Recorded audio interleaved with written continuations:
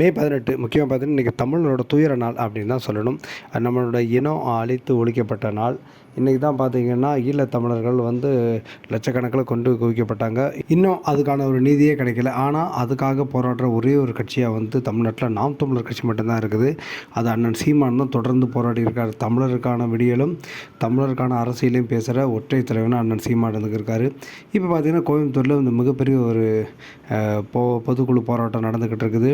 இதை வலியுறுத்தி இது அதாவது குறிப்பாக தமிழர்களுக்கு நல்லது நடக்கணுங்கிறதுக்காக நடத்தப்படுற ஒரு முக்கியமான ஒரு போராட்டம். அதுவும் மே 18 நடந்துக்கிட்டு இருக்குது.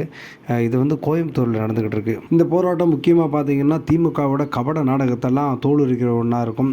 குறிப்பாக தமிழர்களுக்கு துரோகம் பண்ண திமுக இப்போ ஆட்சியில் இருக்குது. அந்த ஆட்சியை அகற்றவும் 2026 நாம் தமிழர் கட்சி ஆட்சியை பிடிக்கிறதுக்கான ஒரு முக்கியமான பொதுக்கூட்டம் போராட்டம் அப்படின்னு தான் இதை நம்ம பார்க்கணும்.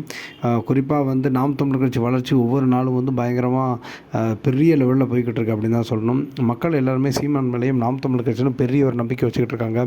ஊழலற்ற சரியான ஒரு ஆட்சியை அமைக்க நாம் தமிழர் கட்சி சீமானால் மட்டும்தான் முடியும் அப்படிங்கிறது எல்லாத்துக்கும் தெரியும். லட்சக்கணக்கானவர் கூடியிருக்காங்க. இந்த கூட்டத்தை பார்த்து மிரண்டு போயிருக்கு திமுக அப்படின்னு தான் சொல்லணும். திமுக 2026 ஆட்சியை பிடிக்கவே கூடாது, அவங்கள அரியணையில் ஏற விடக்கூடாதுங்கிறதுக்கு இந்த கூட்டமே ஒரு சாட்சியாக இருக்கும்.